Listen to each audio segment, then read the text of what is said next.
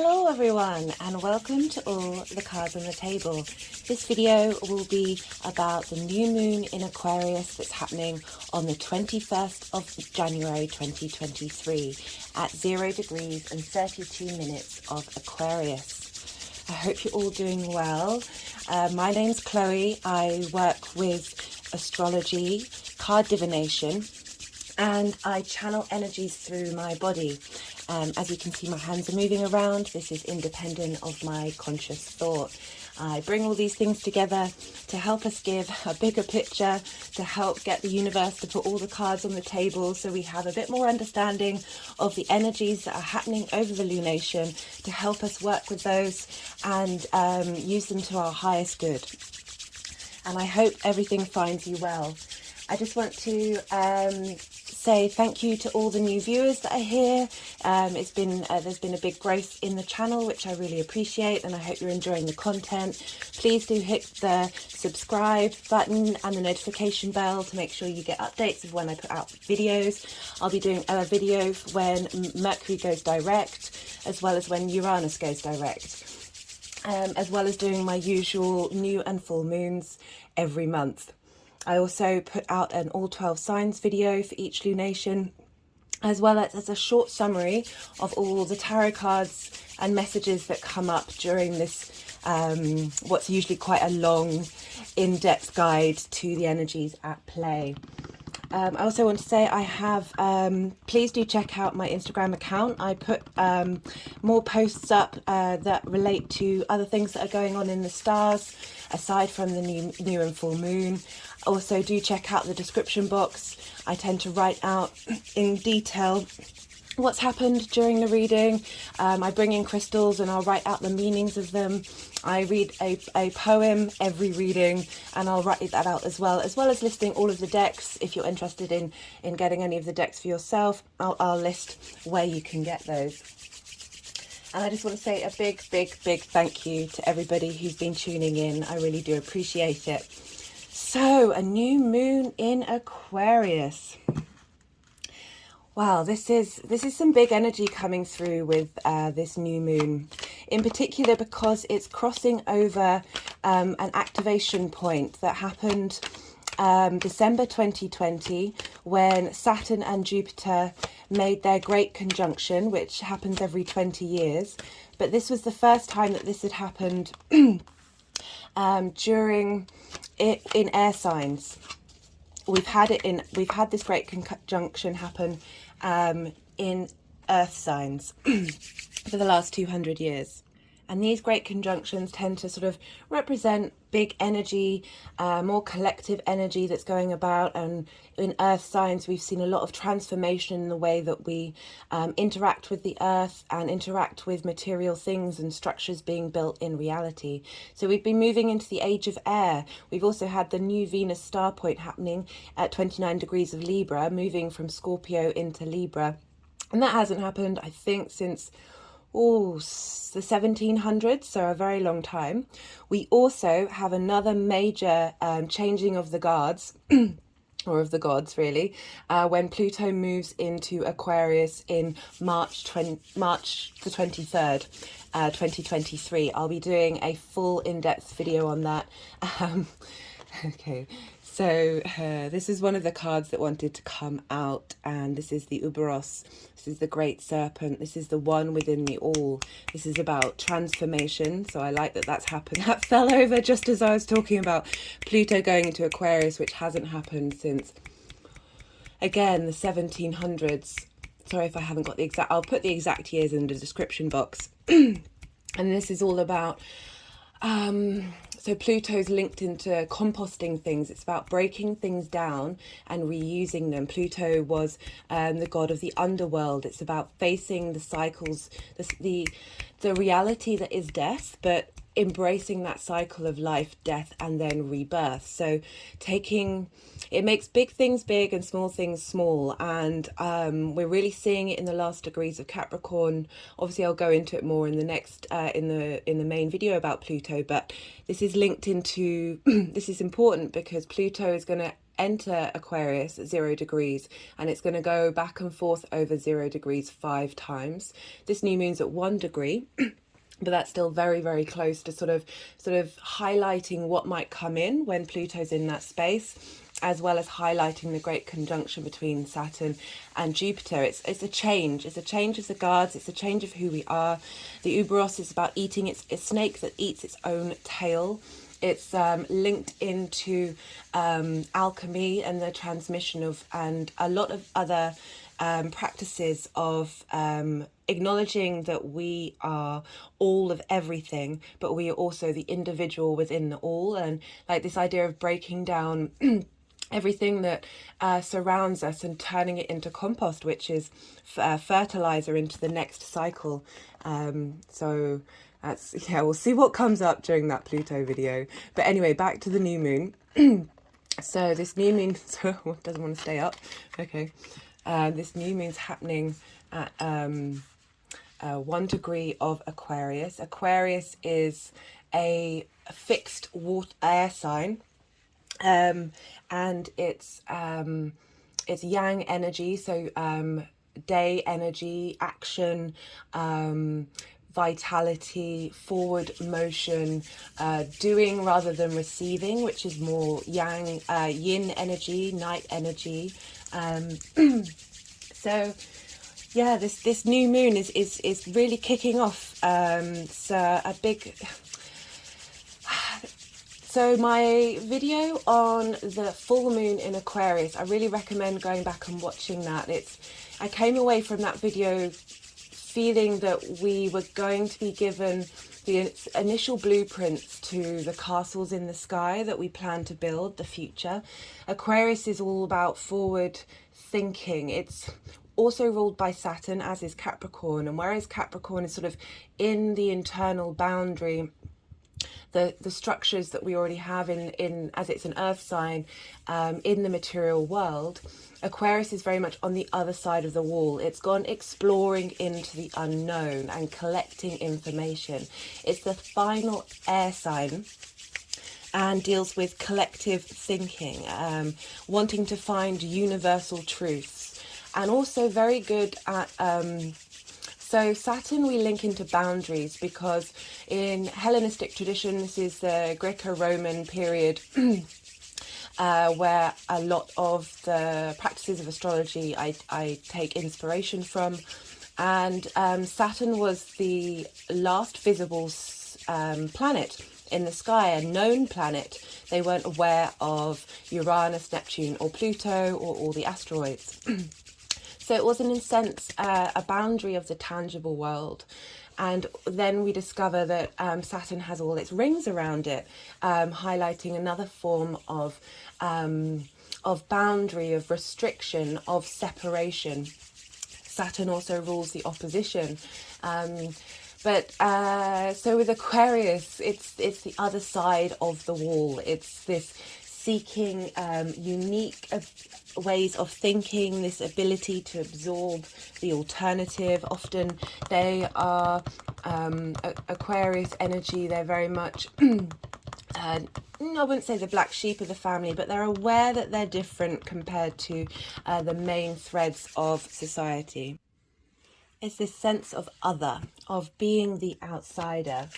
But the Aquarian energy is very good at looking back at what we've been through, at the traditional structures that we have, using that information to take what's useful and then find other ways based on that information of thinking and doing things. There is a sense of rules and regulations with both signs in terms of just needing to have some form of structure. And they're able to transmute this past energy into the future. There's a habit of looking too far into the future and having this higher mental perspective, and being able to really zoom out. There's a sense of detachment, a coolness to Aquarius, being an air sign and also ruled by Saturn, which is very, very cool and dark planet. Aquarius is opposite the sun, Leo, which is ruled by the sun. and that real opposition between the heart space and this collective air energy that can be quite detached emotionally. I have my Moon and Jupiter in Aquarius, opposite quite a lot of stuff in Leo, so this polarity is quite familiar to me, and I can seesaw between being very heart-centered, while at the same time not being able to connect on the day-to-day, seeing sort of more of the zooming out and how far in the future, like 1,000 years in the future, and wondering how we're going to get there, and what methods we need to do in order to get there. I feel like it's part of one of the reasons why I've started doing this channel, is just sort of putting partly the way that I look at the world, but also trying to disseminate more information from the universe, from spirit, however you want to call it, in order to be able for us to be informed and make our own decisions. Aquarius is quite an independent energy. Once it's sort of made up its mind, like a lot of the fixed signs, we can be quite stubborn. So once made up your mind, you're very easy just to keep continuing with a cool head and maintain that intellectual space. As it's an air sign, it's focused on mental concepts, and but they're more linked to the collective, whereas Libra is more social relationships and Gemini is more collecting information for sort of just the personal enjoyment and play of it. Aquarius really wants to use that information to help push society forward in a way that benefits the collective on an intellectual basis. Last time Pluto was in Aquarius, we had a lot of revolutions linked to the strength and idea of the individual, in particular those not at the top of the hierarchy, whereas Capricorn is often linked into the higher parts of the hierarchy, although there are many different aspects to Capricorn as well. It's not just that tends to be a bit of pop astrology that comes out, although it still does apply. Oh goodness, we've had quite a few major arcana comes out. They were just coming out while I was talking just generally about Aquarius. We've got the Star, Justice, the Sun, Judgment. We also had the Five of Pentacles came out, but it wants to be in this position, which I find in my practice is neither reversed nor upright. It's sort of that midway point of neither here nor there. So here's quite a lot of their major arcana. And it's just sort of highlighting the potency of this energy. Saturn, who rules Aquarius, is it's about integrity. It's about karma. It's about cause and effect. It's about owning your actions, acknowledging that they have consequences. And where was I? As I said, yeah, so I was talking about mental ideas. The Sun is a very direct energy. It's obviously linked to the Sun, which is Yang energy, which is about taking action. It's not necessarily an emotional space, but it's a happy space. And Aquarius is about looking for finding new ways of looking at the individual in terms of the collective. So remaining that ability to be an individual and have that sense of freedom, being outside of the confines of the boundaries of structures of society, but at the same time really focusing on a more utopian way of looking at the collective. In terms of ethical and philosophical ideals, rather than the tangible of what you can hold in your hands. This is really trying to raise up the collective intellect and seeking universal thoughts and morals to bring about equity and fairness.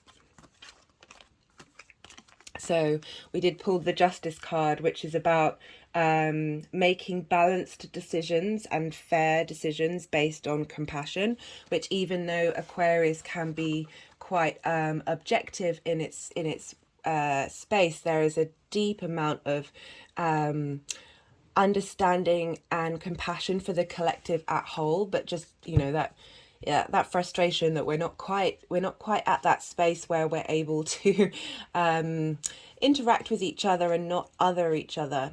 I feel because Aquarius is on the other side of that boundary, and even though it seeks that otherness, there's, because of the opposition with Leo, which is about shining the light on people and bringing that warmth, that hearth fire, and having people gather round, that there is the shadow side of needing to have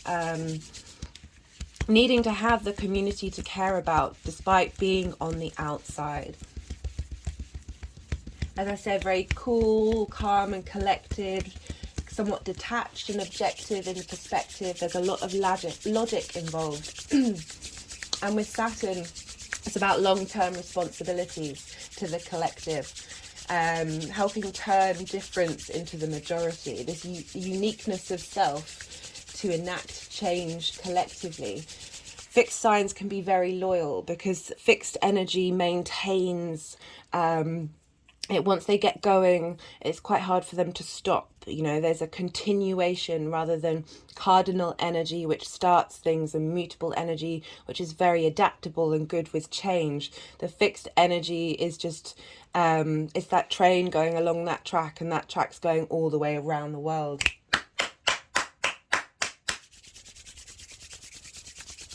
And with Saturn, you kind of reap what you sow. The Aquarian energy is very good at sort of pointing out where you haven't done enough sowing, which is very appropriate for this new moon, because with new moons, we're planting new seeds to help us start this new cycle with the moon.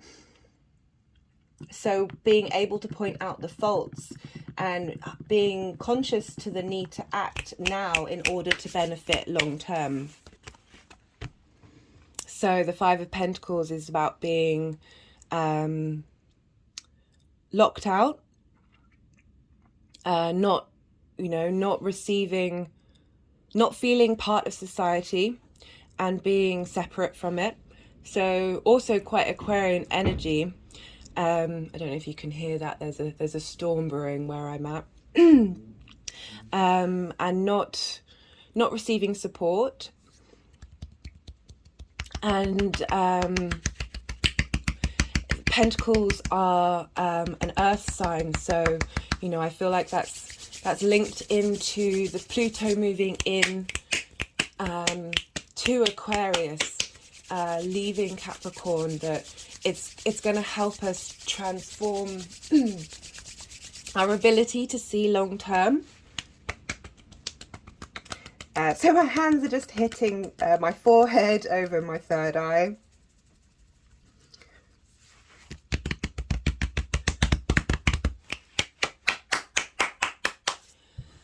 Whew.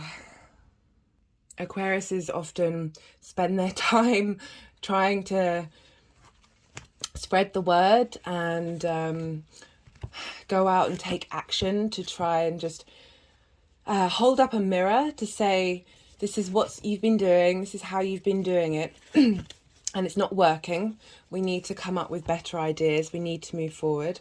I think that's what I was talking about midway, about the last time Pluto was in Aquarius. There were a lot of revolutions and rebellions that happened during that time that was raising up I don't want to say the lower classes, but that's a term that's easily accessible, and bringing momentum and bringing down top-down societies to sort of recalibrate and bring in some equity, rather than make equal, at least try and make a more balanced and fair environment for everyone to operate in. So back to the new moon. Oh, that was a lot. So we have this new moon in Aquarius. New moons bring a new phase of integration of the self. I look at moon cycles in 6-month cycles and year cycles. They all sort of, each one leads into the next one. And so this new moon will be flavouring your Aquarian aspect in your chart and whatever house that lands in. And you might see themes that came up in August when we had the full moon in Aquarius, when it was conjunct Saturn. As I said, do go check out my video, even though so that full moon was with the sun in Leo, and the strength card is a Leo card about yeah, I really felt the power of Saturn with that one, because it was conjunct of just, with Saturn, I find it's best to do the work. It's best to look to wherever Saturn is in the sign and what house that falls in, and then if it's slowly moving into another sign, look to the next sign and see where you need to walk with a bit more integrity, a bit more responsibility to yourself, and start doing the work in preparation, because Saturn was a god traditionally of agriculture, so it's very much about cycles of nature and reaping what you sow. So you tend not to get hit so hard with the Saturn stick if you are doing the work in advance. My chart is very highly affected by Saturn. Nearly all of my personal planets, apart from my sun, are in squares with Saturn. That's a lot of tension, a lot of conflict. In my early years, that led to a lot of separation, abandonment, grief and heartbreak, and just this inability to seem to get going.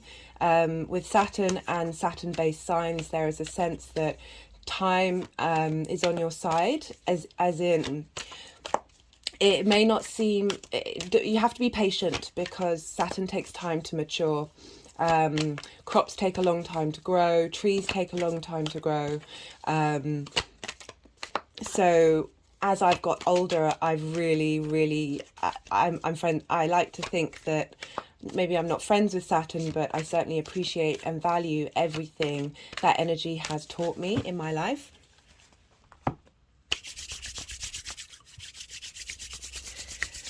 So the new moon, as I said, this is look back to August and see what you've been integrating in that area of your life in the lead up to this new moon. So this is when the sun is infusing its light into the moon. The moon is at its darkest, it's at its most receptive. The sun and moon are conjunct one another. They have no sense of other. They don't see themselves as separate. So the moon, your unconscious, instinctive, emotional needs, your emotional body, is fully immersed in your conscious drive, your clarity of self. They're interacting, they're melding into one another, and the sun is really helping highlight your purpose and onto your unconscious. So the seeds that we plant around this time, whether you do that intentionally, or I often find you don't have to put intention behind things. It certainly helps and magnifies things, but you can then witness your instinctive and emotional actions around that time and afterwards, to see what comes up and see where your soul wants to head without necessarily having conscious thought of it. But certainly be receptive around the new moon. This is a time of stillness. This is a time of, as I said, planting those seeds, those intentions, and being just in contemplative, meditative state.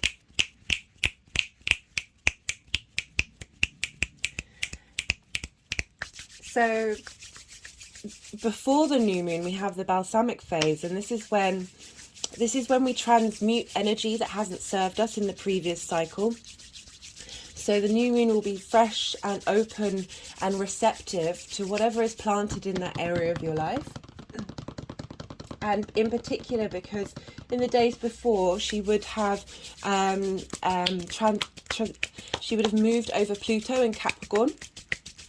And the Pluto energy is deep transformation, deep shedding of self. And for that to happen during the balsamic phase, you're either letting go and cutting cords if that's your practice, or my personal practice is transmuting energy to change it into something that that is more integrated into your sense of being rather than a sense of banishment.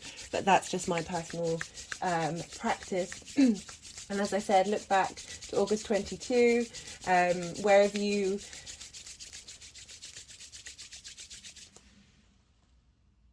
What have you gained from the wisdom that you've learned during that time, and how have you applied it? And with this new moon, what direction do you want to head in now? What ideas and concepts do you want to bring into your life and apply into that area of your life, depending on what house that falls in? Before I go any further, I just want to light this incense in honor of this new moon. I'm using incense because Aquarius is a air sign, and we also I mean, incense tends to incorporate everything but water. So we have the fire, which is Leo in opposition, and we also have the material, which I feel is that transmuting phase with the Capricorn energy, also ruled by Saturn, and bringing those three elements together, but in particular more the incense in the air, and with that scent, it brings you are moved by that smell, and ideas come to you, and it's transmuting a certain space or sense of a space where you can fall into ideas and contemplations, which is very Aquarian. And not only is that Aquarian, but the star is the card of Aquarius. This is about sort of getting back to basics and being humble and with hope. Some of the Aquarius people that I know are very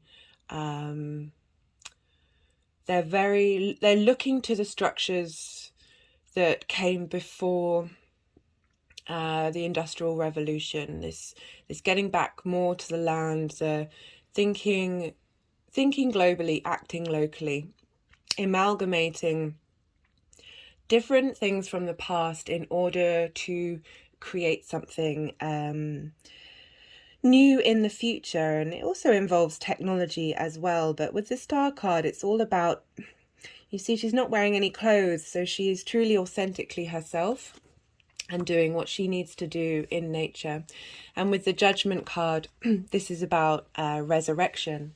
This is about allowing yourself to grow, to transform, and release the hidden potentials within you.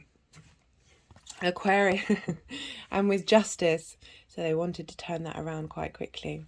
With the Justice card, as I said before, we're looking at finding balance, mental clarity, logic with compassion, that we can hopefully create a better society where there is a sense of balance rather than imbalance.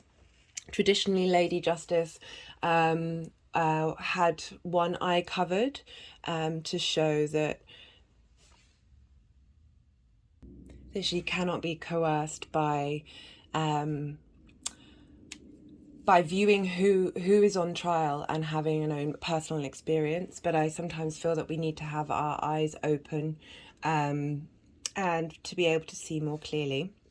But this Justice card is asking to bring that imbalance back into space, especially from a mental space. The Justice card is also asking you to listen, whether that be to those around you or to yourself, and to work out what it is that makes you uniquely you and how you want to move forward in that way, and really own your sense of self. And if need be, resurrect into a new being, And as I said, unearth those potentials that you may not have noticed, plant those seeds and ask for wisdom to help reveal that which needs to be seen. We also pulled the Sun card, and as I said, so the Sun's going to be in Aquarius. This is a very positive card. This is asking you to look and enjoy where you're at now, and really cultivate a sense of gratitude. And really, that the Sun is the self. It's about how you cultivate your personality and character, and helping shine a light on where your original nature may be, and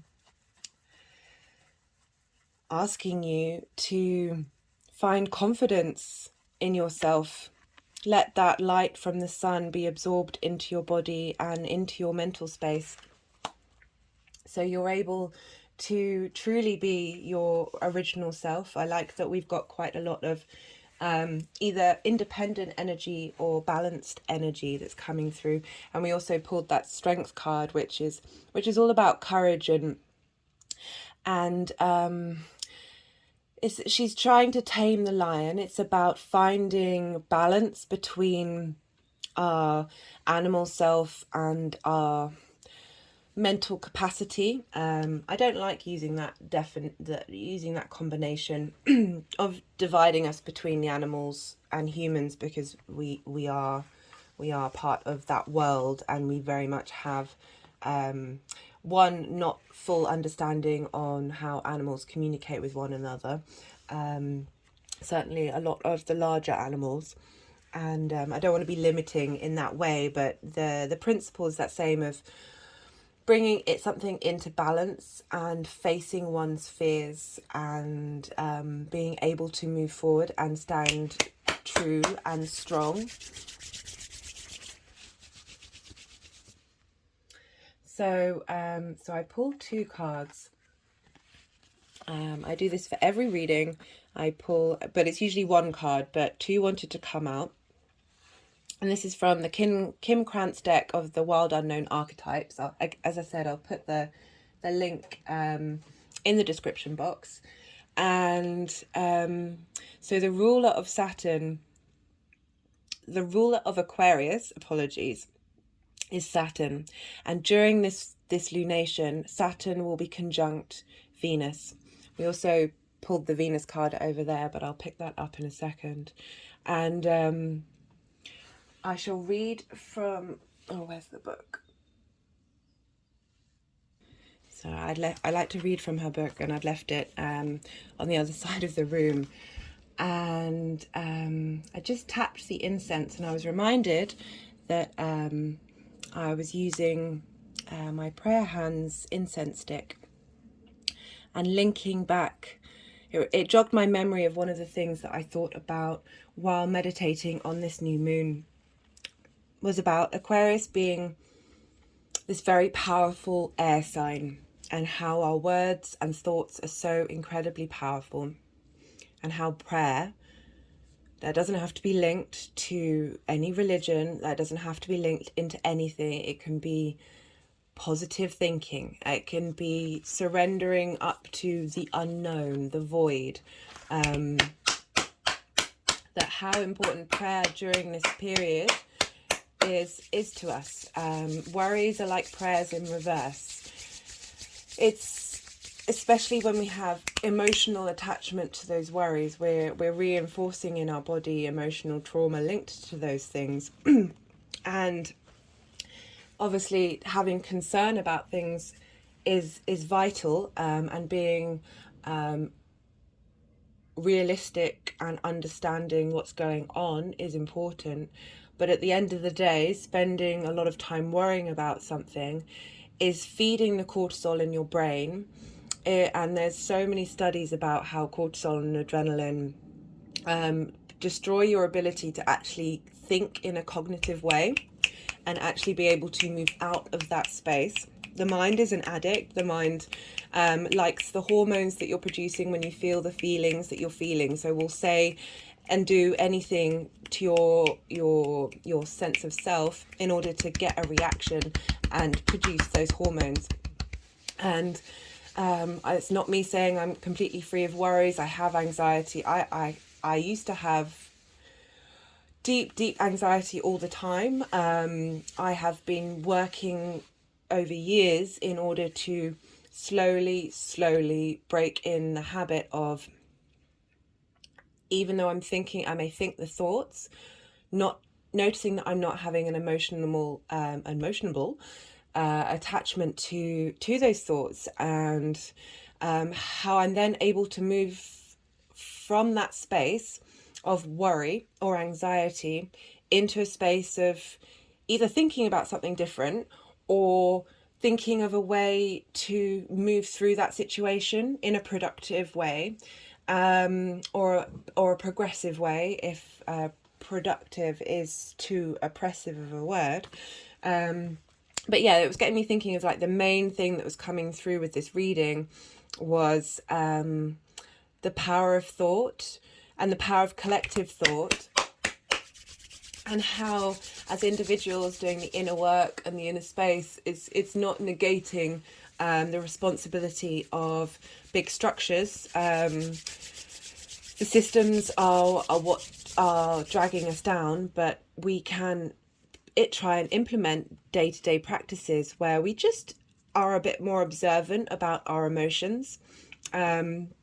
Sometimes we feel things that are alien to actually who we are at that time. I've certainly noticed that I've had emotions that I'm like, well, that just isn't who I am, and then I try and work out where that's come from. It could be collective energy that's coming through, it could be ancestral energy that's coming through, it could be anything that may not be linked to who you truly are in that moment, and trying to be present and just trying your best.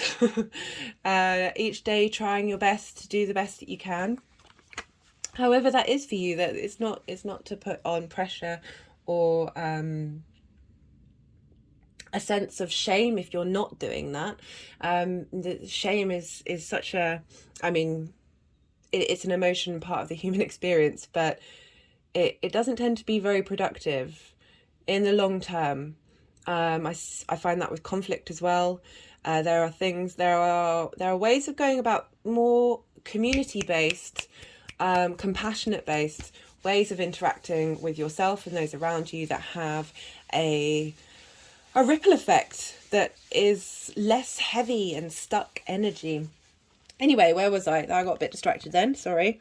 So I pulled these two cards, the Siren and the Father, and immediately I linked those to the conjunction between Venus and Saturn that's happening in the later degrees of Aquarius. I think Venus will be at 23 and Saturn will be at 24. Now this is a really lovely conjunction. I love this. Even though, you know, there's a coolness to Aquarius that Venus might, you know, it's not in her favorite place, but I see huge benefits in this combination happening at the time of the new moon, because Venus is really helping bring. So we have with Saturn, in particular, sorry, I'm all over the place today. We have with Saturn, when you're looking, this is one of the things that I do when I'm looking at relationships in astrology and looking at two charts combined, is you look to what's going on with their Saturns and what's aspecting, because Saturn's long term. Saturn's about commitment, it's about loyalty. And with Venus and Saturn combined, you have that wanting to commit, that desire to commit to something long term, to ideas, new ways of thinking, or reaffirming ways of thinking that will help shift your paradigm and move into a different mental state. And Venus is bringing a softness and a harmony to interactions, and she's like, she represents relationships and how we interact in our relationships. But I also feel this softness is helping that relationship with yourself and that integrity to yourself. She's helping, as I said, bring that harmony to the intentions that you're going to set and the foundations, because Saturn's also about foundations and long-term growth that you set for yourself at the time of the new moon. She's bringing in that drive, that motivation, that desire to do so, and to do so with integrity, and helping bring in that internal and external responsibility. It's a blend of both beauty and integrity. So I see the siren here mixing with the father, that sense of authority, mixed with the siren's call, that sweet serenade of drawing us into this sometimes the work that we don't necessarily want to do, that adulting ourselves. So I like that combination, and I'm glad they've just put them down where I've put that card that came out while I was talking about Pluto, because the sun and the moon are conjunct Pluto. Pluto will be at 28 degrees Capricorn, so it's an out of sign conjunction, which means Pluto is bringing in what you've composted in Capricorn. Pluto's been in Capricorn since 2008, blimey, long time.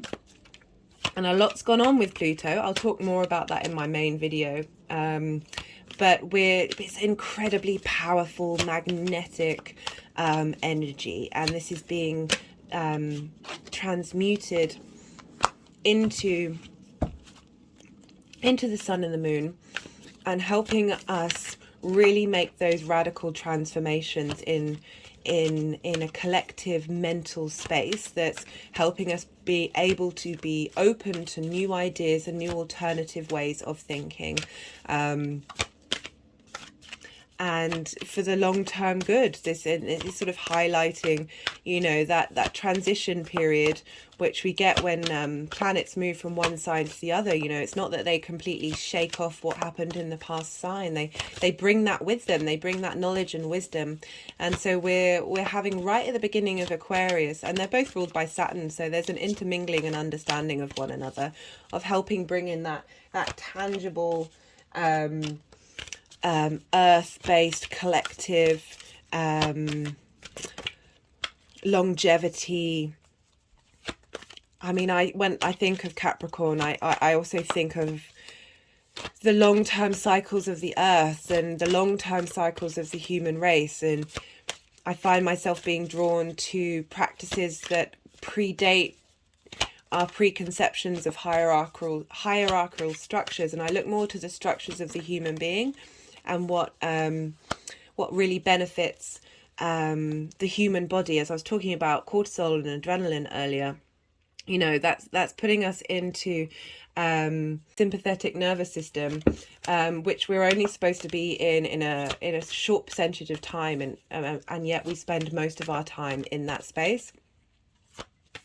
Looking to what we can do in our day-to-day practices to help really get in touch with the body, this human body that hasn't changed or evolved in a physical sense for a very long time, and yet the world around us has sped up in complete magnitude. Capricorn's really asking us to be responsible to the long-term material things. So what does responsibility look to you? How do you relate to that in that part of your life, and how can you put that into action as we move forward into this action-based Aquarian energy that's helping bring about change, in bringing that sort of outsider energy into your life? So this is the Eight of Cups, and this cup is about leaving behind a situation that appears good and going to go and climb a mountain. So basically transforming your perspective, seeking a higher perspective. Well, that what may seem good may not actually be best for you in the long run. Leaving the safety of comfort and going out on your travels, on an adventure into the outside world, you know. And that came out during when I was talking about that Aquarian energy. Sorry if I sound a bit funny. I just realized that the incense is just going straight up my nose and into my headspace, and it's making me a little bit heady. So yeah, bringing that Pluto energy into the new moon, it's like, what did you learn within those traditional structures that you want to take forward, and what do you want to give new form? So it's not about completely rejecting everything. As I said, I'm not a fan of cutting cords, but there are some things that aren't working, and there has to be a way of being able to move forward. Okay, I like that the High Priestess has come up. So when I was talking about some things that aren't working, the High Priestess is all about sitting and receiving. I feel like with the new moon, and we had the Ace of Swords come up, so I feel that even if you don't have intentions that you particularly want to set around this new moon, it might be that with the High Priestess, who the wisdom is within her, and about sitting and being still, she has the secret, and the Hierophant has the key to unlock that secret. But the High Priestess is about really being in your own space, in your own energy, and seeing what comes in from your essence. And I feel that with the Ace of Swords, as I was saying, Aquarius is an air sign, and the swords represent air, logic, mental thoughts, communication. That she's helping us bring in new ways of looking at situations that we've already been in. You know, there's a great deal of comfort to the modern world that we live in, but it's fundamentally flawed in its growth-based and unsustainable. And we need to find some balance between taking care of the earth, taking care of the air that we breathe, and finding the ability to come up with new inspiration in order to produce new ideas, in order to move into this lovely sun energy and be able to not only resurrect as an individual, but resurrect as a community and get back to our higher self, who is bare within us. You know, the higher self doesn't have all these layers of energetic trauma and complexity over us. It's asking us to really strip back to the essence of who we are, and find the deep well of love and hope that is within all of that energy. But where was I? What was I talking about? I was talking about Pluto. Yeah. But yeah, in particular with the moon, that coming through of being receptive, even if you're not consciously aware of what it is that you want to implement in this new moon. Just being open to. Okay, so also the Hangman came up. I can't quite remember now when that came up. I tend to go through the videos and write out when the cards flip out, because there's a lot going on and I'm doing the channeling at the same time as communicating, so I don't always clock it at the time, but I will go back. So we have the Hanged Man. That's about getting a different perspective, and a lot of traditions, just being upside down helps open the mind up and the spirit up to different ways of looking at things. Odin, the Norse god, hung himself upside down for 9 days on the world tree to receive, and he also sacrificed his right eye, which is more about leaning into the left, which traditionally has been linked to the feminine and intuition and deep sort of connectivity to the spiritual. And he sacrificed his right eye, which is that more linear sun action, moving forward rather than being open to all possibilities. We need both of those energies. I'm not trying to be disparative, but he gained the wisdom of the runes for hanging upside down. So the hangman is all about patience.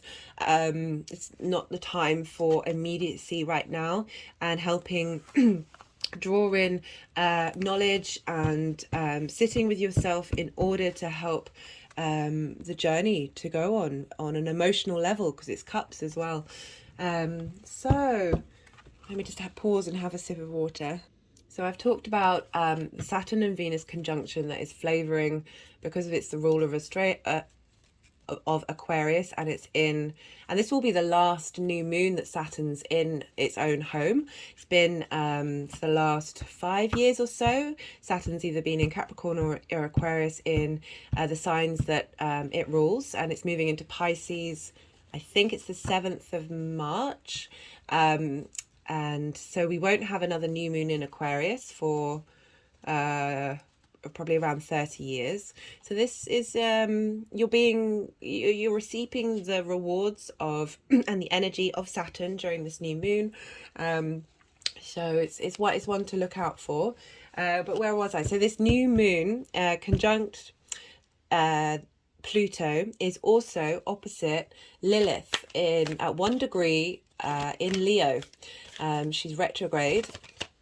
Now, I really like this energy because, as I was saying, Aquarius is very independent. It's a very outsider energy. Lilith, of all the archetypes that come through with the asteroids, at least the most commonly used ones, Lilith is the outsider. She's the true outsider. She has no...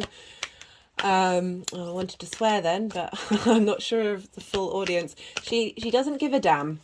Basically, she doesn't give a damn about what anybody thinks of her. She is who she is. There's a lot of negative connotations put around Lilith, but I don't. When I've connected to her energy, they don't seem valid. It's more that there's this woman this energy represented by this woman that wants to be free, wants to be able to do what she wants with the quality of herself. So it's interesting that the Seven of Swords came up while I was talking about Lilith. And I feel that Lilith has been stripped of so many of her qualities. They have been stolen from her in a hope that the other side will win the battle, will win the war. It's because these swords are ideas and concepts. I feel like they've been stripped from her. My connection with Lilith is a real strength of who I am, and the ability to communicate that to the outside world without being caught up in insecurities and self-doubt, and over-analysis of how the outside world sees me, and really wishing that for everybody, wishing people to be able to not mask and mirror and manipulate. There's a real honesty and desire for that to be expressed in all areas of life with Lilith. This unashamed ability to be who she is, and I love that in opposition with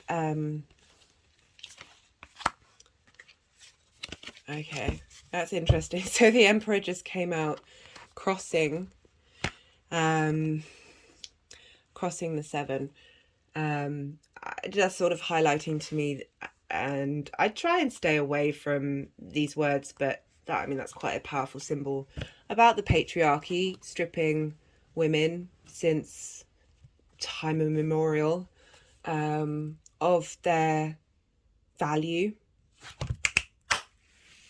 And that's quite a hard thing to walk through. We try and grow and be better, But that's going to link into another aspect I want to talk about. But I am talking, so we have this opposition with the new moon about bringing that into balance, that ability to be uniquely yourself. And she's in Leo, so it's from this heart space, this warmth, this there are lower vibrations of Leo that are more self-involved and ego-based, but I find with my interactions with Leo energy, it's wanting a light to be shined on both yourself and everyone around you, wanting people to be able to see the light that you see in them, and that real autonomy, that realization that we are all, we're going back to the Ouroboros, which is the all within the one. We are all part of the universe, spirit, God, however you want to frame it. This utter magic that is this strange, weird concoction of a existence that we are in. We are all the same thing, and we are all completely different, and we are all contained in the same thing. That ability to acknowledge your own divinity and be able with Saturn to step up to the integrity that demands is hard work. It's bloody hard work.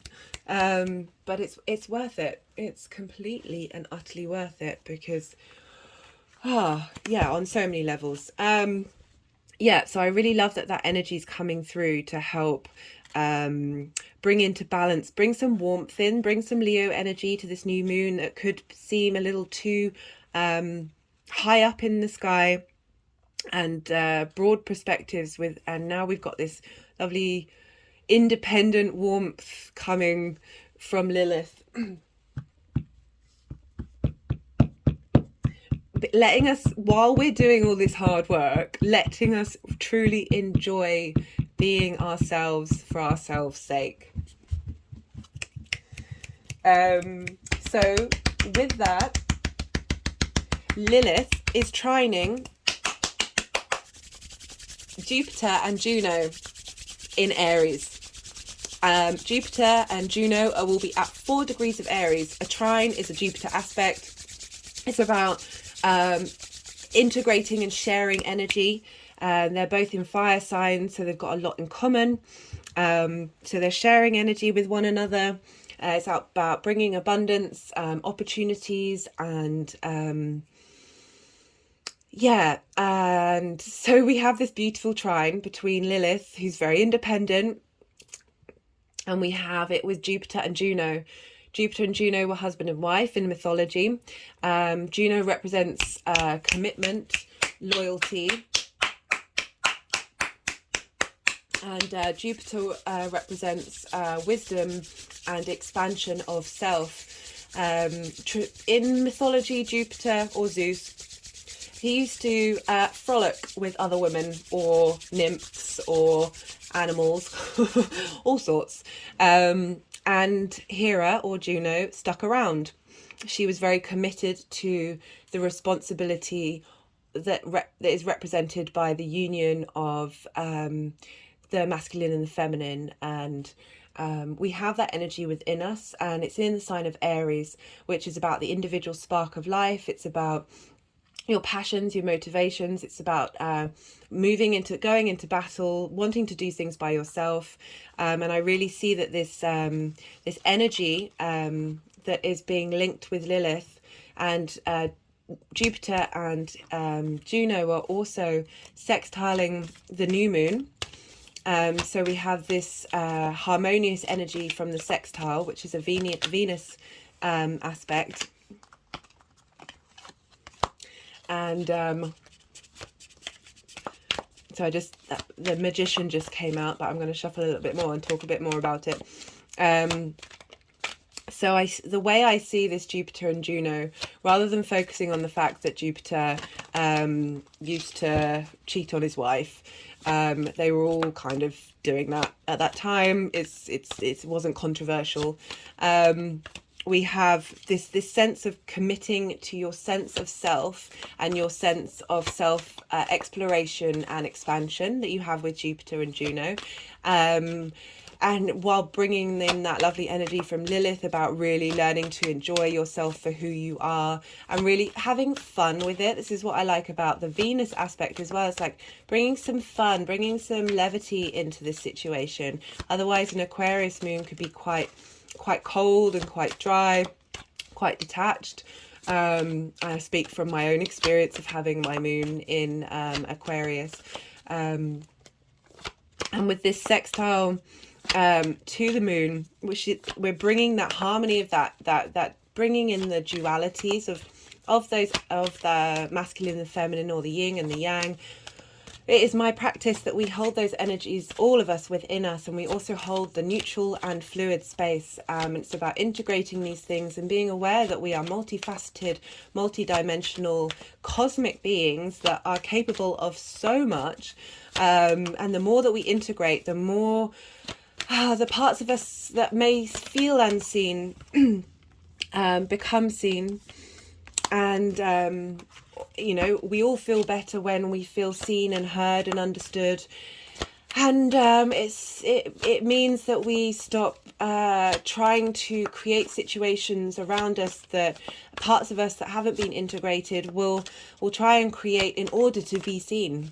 And that can lead to conflict and trauma, and things that you don't necessarily want to happen to you happen. And I feel that we are definitely co-creators with our environment. I've certainly witnessed that on my journey to a surprising amount. And as we level up with new devils, but I really like this supportive energy of, with the Aries and Aquarius energy, of highlighting that individual, that spark, that drive, that motivation to then feed that into the collective energy. It's like and helping us create mental spaces where we're able to want to help the collective, because it's hard when everything's really quite messed up right now, and it's affecting us on an individual basis. It's hurting us with whether we can feed ourselves, whether we can put the heating on, whether we can that we're working so hard and not being ate, and the money that we're taking home isn't covering any of the basics, and we're surrounded by governments who don't seem to care, amongst so many other things. I mean, that's just the fundamentals of what's going on right now. But I'm loving the sextile with the new moon, which is just helping that the seeds that we plant are going to bring this ease and harmony to bring in the uniqueness of your individual self in a collective sense, and bringing in I love that. So that's the link from Jupiter and Juno. And Jupiter's now getting more speed up because he's in Aries, which is ruled by Mars, which I'll get onto. And Mars has gone direct. I've done a Mars direct video, so please do check that out if you're interested. So there's more momentum going on with Jupiter. And I really like that that's come through with all of those planetaries combined, helping us find union with oneself and a sense of stability in the self and the mental space. Make love, not war. That goes back to what I was talking about conflict energy. I have, on my personal experience, and I try and talk from what I've observed for in many situations, and seen what I've learnt from that, rather than just saying things that sound like they're a good idea. I do like to put things into practice first before preaching. And conflict energy doesn't get you very far for very long. It really doesn't. It may sometimes feel good in a weird way, and that's part of the experience, but honestly, this is my Aquarius coming through, my impatience. We haven't really got time. There are so many cycles to break, and most of them get broken by this, what I was saying about integration and operating from, yeah, make love not war. I mean, I know they're saying it, it's pretty simple. It's pretty simple, but it's also really difficult. It's difficult to apply when you may be surrounded by people who trigger you, who don't understand, who confuse you, or big structures that are clamping down, restricting you, and how hard it is to keep going when you're tired and you're not being valued, you're not being cared for. We have so many strikes going on in the UK, and I'm so... oh, this brings me to tears. It doesn't bring me joy. It just brings me... there's a gladness to it. There's a gladness to it that, unfortunately, the human race, sometimes we need really pushing down before we get up and actually stand up for our rights. And to see that this is happening, and the way that the papers put it across as if they're at fault, when it's the structures that, I won't go any more into that. But essentially, I'm here for you, strikers. I'm here for you. I'm so proud. I'm so happy. I'm sorry it's got to this, but keep doing what you're doing. So much respect. So I was talking about Mars. Now, the reason why I was talking about Mars is because of Jupiter going direct and Aries being ruled by Mars. But I also want to talk about Mars because it is trining the Sun and the Moon. And as I said before, a trine is a Jupiter aspect, which brings about a transference of energy. They're both in air signs. So you're getting momentum now that Mars has gone direct. The trine is about sharing wisdom. The wisdom learnt from the Mars retrograde that went retrograde on the 30th of October, and will be leaving Gemini, I think. I want to say the 23rd of March, but that's Pluto. It's around that same time. I'll put the dates in the description box. It's going to be in Gemini for a while, so it's anyway. Whatever we've learned from that Mars retrograde, it's being funneled into the Sun and New Moon energy. It's about bringing expansion and opportunities, about how to apply how we collect information. Gemini loves collecting information, loves sharing information, how we talk about the information that we share. Do we shout someone down if they've got a different opinion to us, or do we accept that we all have our own autonomous space and that we don't have to agree with it, and it doesn't mean we have to feed negative energy into it? Just because you may agree with something that somebody says, but they may say something completely different that goes against your grain, and you then start questioning that thing that you believed, that you agreed with. Don't throw the baby out with the bathwater. Be careful with your words. Don't cut people to the core with Mars in Gemini. Focus Mars on being the spiritual warrior. Help Mars, give Mars a purpose with integrity. And this is what I love about this trine with the Aquarius moon. It's about bringing integrity, feeding integrity back to Mars, and helping give Mars a sense of purpose about how to move forward. How do we communicate? How do we share information? How do we give space? Gemini's duality, it's the twins. It's about holding space for everything and finding the joy in the fact that we're a weird bunch. We're weird. We're so weird and so confusing. What was I saying? Right, so Mars is in Gemini, trining the new and the full moon, the moon and the sun. But Mars is in Gemini, which is ruled by Mercury. Mercury has been retrograde, and Mercury will go direct on the 18th of January, and this new moon is happening 3 days after that. And Mercury was in Capricorn, as I said, which is ruled by Saturn. So we have this connection between Capricorn and Aquarius, with Saturn coming in And while Mercury's in Capricorn, and we would have been sort of revisiting what sort of long-term goals we wanted to do, it is in conjunct with Gemini. This means that they are in an angle that they don't have anything in common. Capricorn is an earth yin night energy. Gemini is an air yang energy. Gemini's mutable, Capricorn's cardinal. They've got nothing to sort of really connect with, so they're looking at each other with very different perspectives. I love how that Ace of Wands has come out while I was talking about that.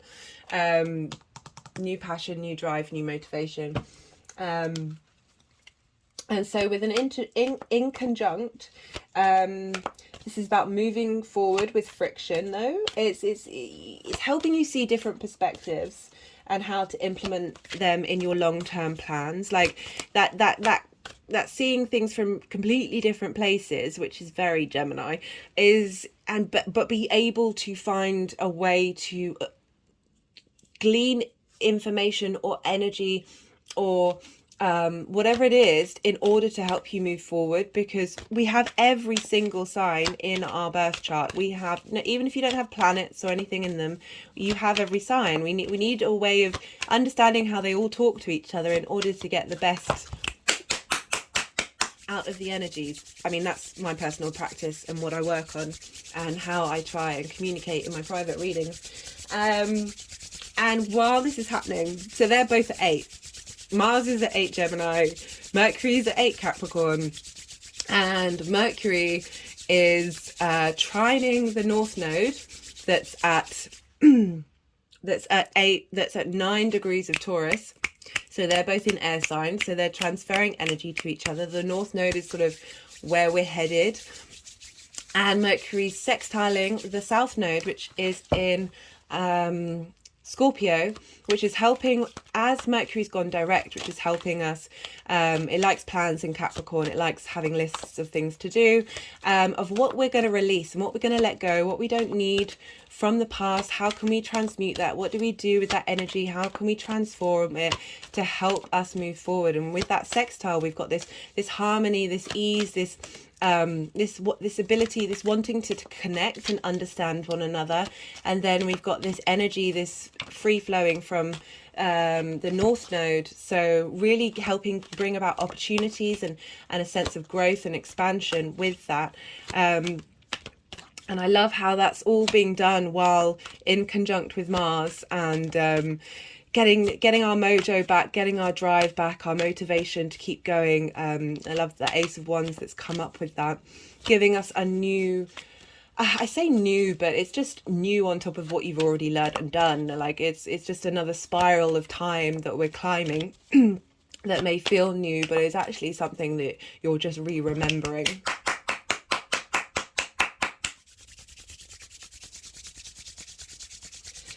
Now, Mercury at the time is making the only aspect that Saturn has, Saturn and Venus. So no, Saturn and Venus aren't talking to any of the other planets.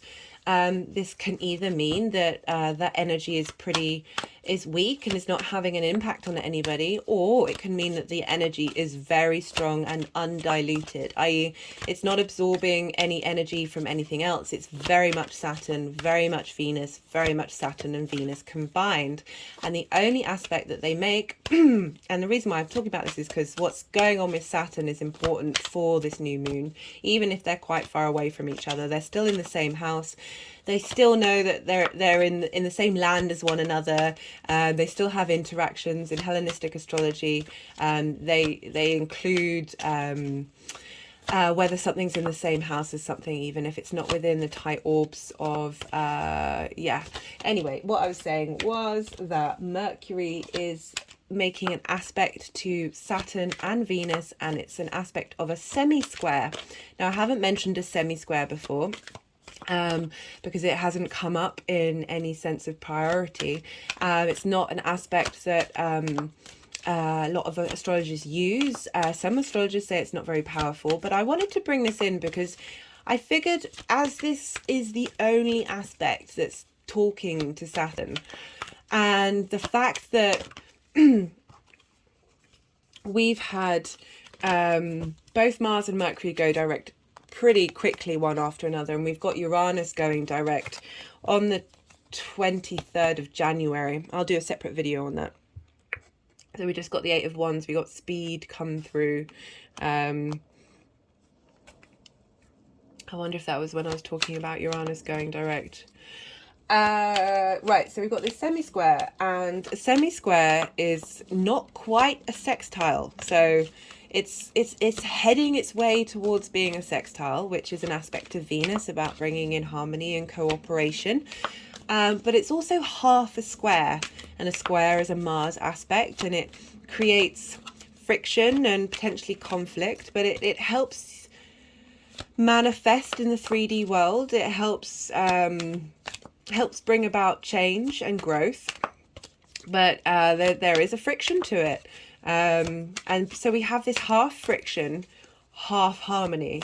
So the Mercury and Saturn and Venus combination, these energies are being drawn to one another. There is an attraction there with that nearly a sextile energy, but there's also a bit of friction. So it's not necessarily an easy free-flowing action, but it's a mixture of both a hard and a soft aspect.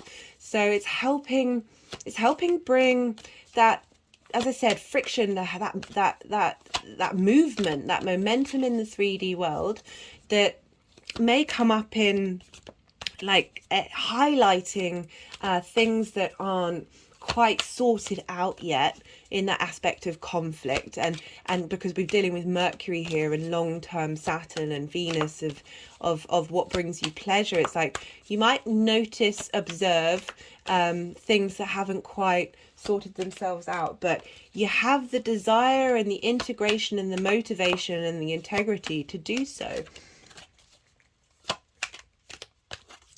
So it's about leaning into faith and devotion, which I feel is both Saturn and Venus, and to try again without losing hope or perspective.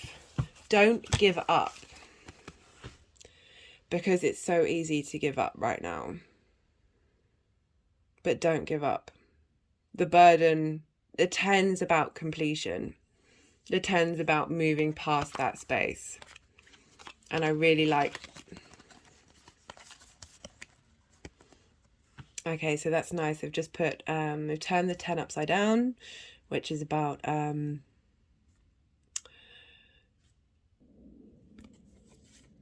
okay, no, they wanted it upright. Did wonder. I think when it was in reversed, it could indicate that internal burden, and the upright can indicate the external burden. So we've got it from both ends of being burnt out, not having any motivational drive, feeling like you're carrying too many things. That could be linked into the Mars going direct, and the Eight of Wands going in front of it means the speed of moving this burden, their speed to transform and move forward. Yeah, don't give up. Don't give up. We've got lots of really powerful, beautiful cards that have come up. Lots of major arcana, lots of new beginnings. Wait, I think the Ace of Pentacles and the Magician. I didn't talk about those.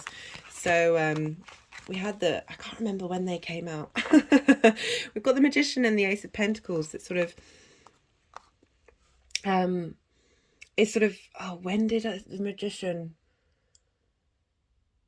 Oh, that's going to annoy me. It may come to me when I remember when that came out.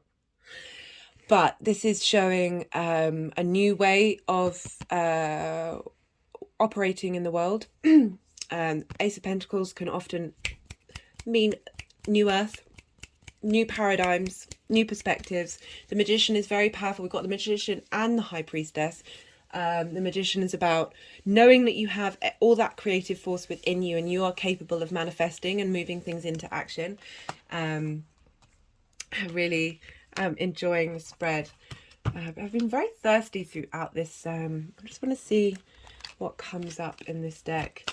So that's all the aspects that I want to talk about. But, oh, I forgot to mention about how Mars and the Moon are out of bounds. I talked about out of bounds energy in, oh, what video was that? It was a couple of videos ago. I think it might have been the Gemini full moon. Environment. Yeah, I am definitely getting that energy. It's because it's collective stuff, and we've got Pluto linked into this that is really highlighting, making extreme all the worst possible things, as well as I noticed a huge resurgence of holistic modalities that have a really long tradition.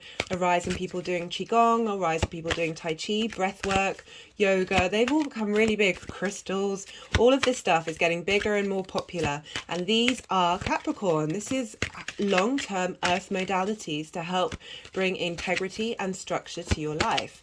It's not just about you know, oil companies and all the negative stuff. And I feel with Aquarius is air, so it's about the breath. It's also about sound vibration. You know, there's a big fear about Pluto going into Aquarius. I'll go back into it more in my main video about technology and technology taking over. Well, there are different forms of technology. There are different ways of utilizing that that concept, and certainly tapping into sound healing and vibrational, energetic vibrations, and breath work. Breath work is so important. Finding rhythm, finding balance, finding. We also got nature, as I was talking about, because these things are from nature. They are science. They are, in a weird way, technology. One of my favorite things that I read about was how the scientists recorded the sound of a healthy coral reef, and then they played that sound around a dead coral reef, and that dead coral reef came back happier and healthier than the one that they recorded. And oh god, vibrations are so important. Go listen to some lovely chakra clearings, listen to some sound bowls, whatever floats your boat, some binaural beats that are tuned to certain frequencies. Oh, there's so much chaos out there. There's so much energetic stuckness, but there's also so much beauty. It's one of the things that I loved, you know, if you're going to find something to love about the pandemic, was the fact that so many practitioners, holistic practitioners, who were very specialized and very skilled, but may have only been able to serve their local community, which is great, but they went online and now have like big practices established online where people from all over the world can benefit from the skill and wisdom from these wonderful practices that really help transform us. They certainly, yeah. Anyway, I wonder if one more card wants to come through, and then my final thing is going to talk about, I was talking about out of bounds. I get so distracted. So out of bounds is I feel it's very Aquarian energy. It can also be very Uranian energy, who I don't use as, that's a lovely card to get. We've got abundance. These things that I was talking about are very accessible. They don't cost. You don't need a lot of. It may be that technology comes about that's able to record all the magic that's going on. I would really appreciate that and help people who can't connect to this stuff by bringing the science into it and making it more prominent in someone's, more tangible, and therefore more accessible. That would be really great. What was I saying? Out of bounds energy. Yeah, the moon and Mars are out of bounds of the trajectory of the sun, which means that they're more connected to galactic energies. So the energies of the moon and Mars that they're bringing in now are on the outside of the boundary of our solar system. And along with this Aquarius New Moon, I really feel that we're going to get some downloads, especially with Mercury going direct, and it's a great time to set intentions. As I said, this is the last time we're going to have a new moon in Aquarius for another 30 years. So the last thing I want to do is talk about these crystals. So this time there was only 2 crystals that wanted to come out of play. This guy is one of my, yeah, he's my favourite. Don't tell the other crystals. This is in the shape of an owl, and this is always on this deck, this table. And this is Shatuculite and Plancholite. I've probably murdered those words, but I will put them in the description. And Shatuculite is Aquarius and Plancholite is Leo, which I thought was interesting considering that's the dynamic we've got. Well, it'll be more of the full moon in Leo, but certainly the polarities between the two. It stimulates the throat and third eye chakras and helps combine the two together. So that's really helping you be able to communicate via your third eye and get those downloads to help the collective. Can be used to reshape one's reality. I mean, that's all that Aquarius is really trying to do, is transform the reality that they're in. And it helps further growth in directions of one's choice. So the new seeds that you plant, this is helping facilitate and bring wisdom into that space and help that channel of energy become stronger. The Plancholite promotes strength and courage, encourages tenacity to continue during stressful situations of life, because we are admittedly going through utter chaos. Helpful during intellectual battles, assisting in preparedness and stimulating intellect. I like that that's coming up with prolonged Mars in Gemini, and just really grounding you out when there's also could be battles with your own mind and how you talk to yourself. And underneath we have just a flat piece of Amazonite even. I'm not very good with big words.